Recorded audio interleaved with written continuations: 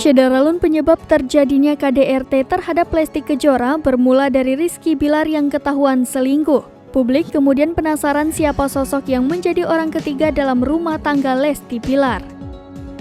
Satu nama artis yang muncul adalah Devina Kirana. Ia diduga menjadi pelakor di rumah tangga Rizky Bilar dan Lesti Kejora.